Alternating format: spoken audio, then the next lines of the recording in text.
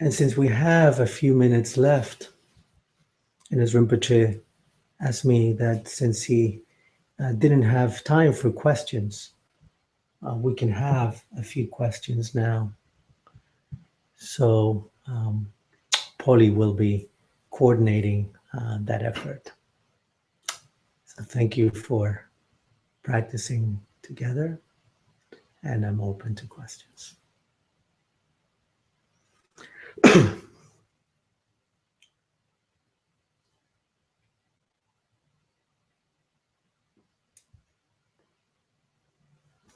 Are we getting the questions, or? Not quite.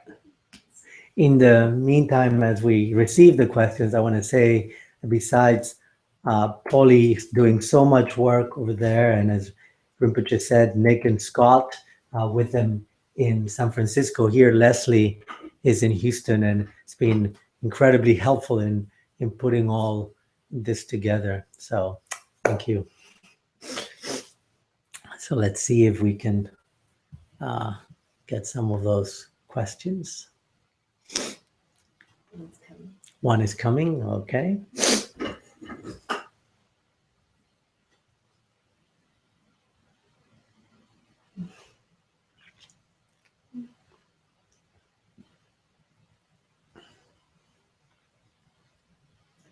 Is the spaciousness related specifically to releasing grasping and attachment? So the question is the spaciousness specifically related to releasing grasping and attachment? It's a good question. So in a way, yes, meaning that the moment that when we feel the grasping and attachment to that attachment, the moment when we feel that we can let go, we can come back to that feeling of space. Now, that space has always been there. It's just that sometimes it feels that the moment that we grasp, what happens is we block the space. We lose our connection to space.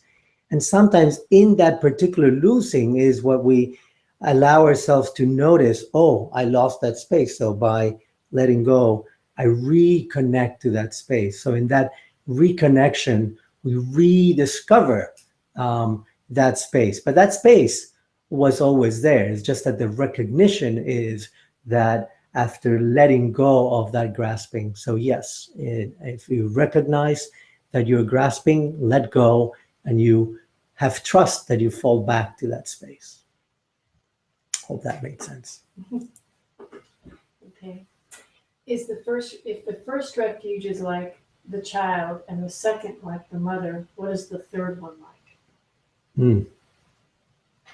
So if the first refuge is like the child and the second like the mother, what's the third one like?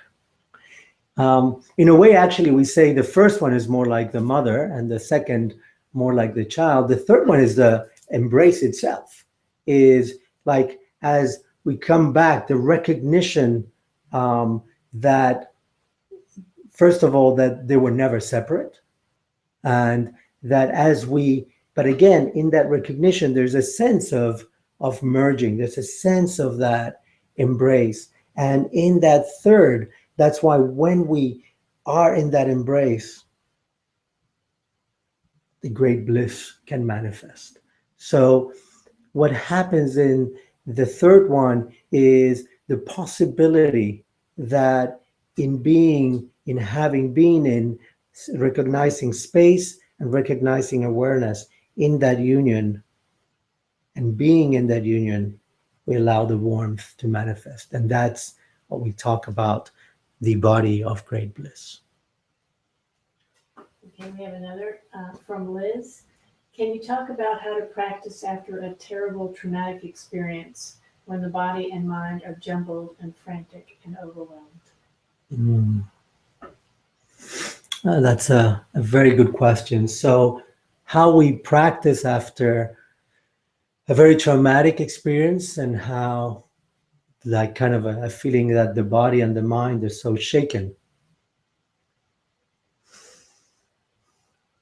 So some of you may know that I work mostly with my day job, if you would, is working with cancer patients and their caregivers. And when that diagnosis comes and that shaken is there, again, as Rinpoche would say, always come back to this refuge as the 3 pills. So if you are able to notice that shakening in your body and in your mind, and you're able to take a deeper breath than you have, because many times when we are in that shakening, the breath is very shallow and fast, or sometimes we even recognize that we stop breathing. So first allow the breath.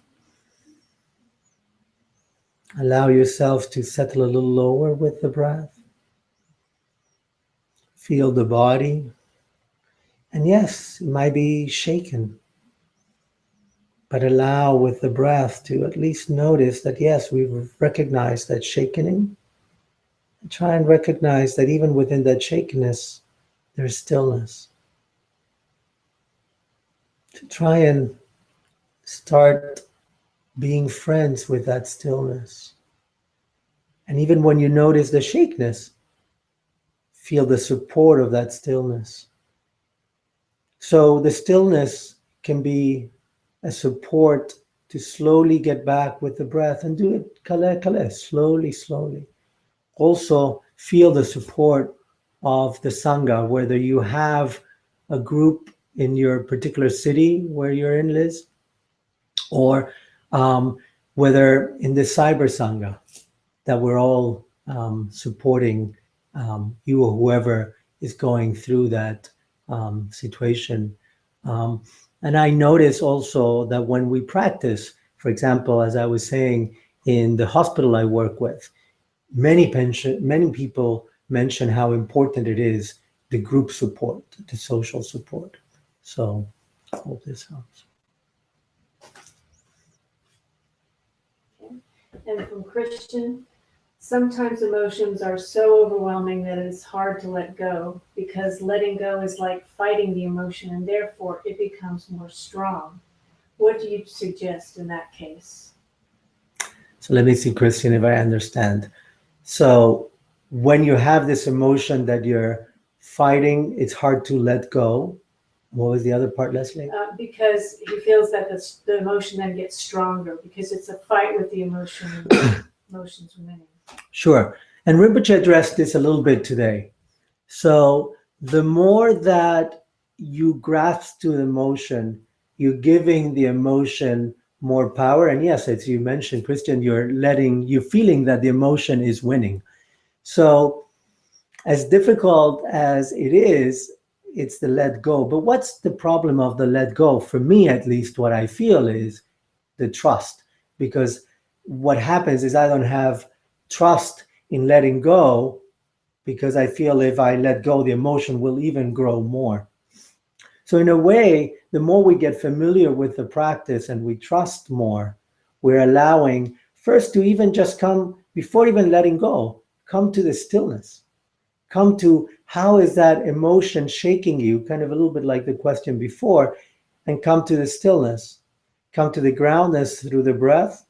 And then it's there that slowly you allow connecting to the spaciousness, and then you let go. So it's not that you have this emotion, oh, just let it go. No, you get to the stillness, breathe deep, connect, feel it. You feel that emotion, but you feel the support of that stillness.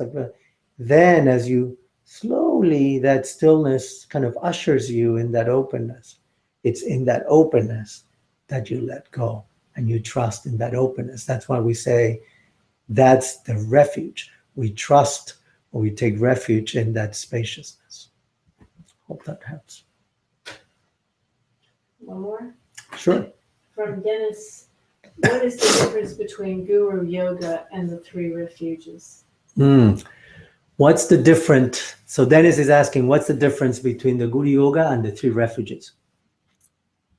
So for those of you who don't know what the Guru Yoga is, so Guru Yoga is traditionally in the Tibetan tradition. We use this practice of Guru Yoga, Lamin Elder. There's many different prayers that of a Guru Yoga, of a Lamin Elder, and it's basically the union of the teacher with yourself. So external teacher, internal teacher, and the merging, right? So in a way, there is no difference. In a way, the inner refuge is a way of taking you step by step towards that same sense of connectedness, deep connectedness, as for example, in one of the main Lamin Elder or Guru Yoga that we do, it says, recognize your own true face, right? And as Rinpoche was saying, through the inner refuge, we recognize all the layers of the true face.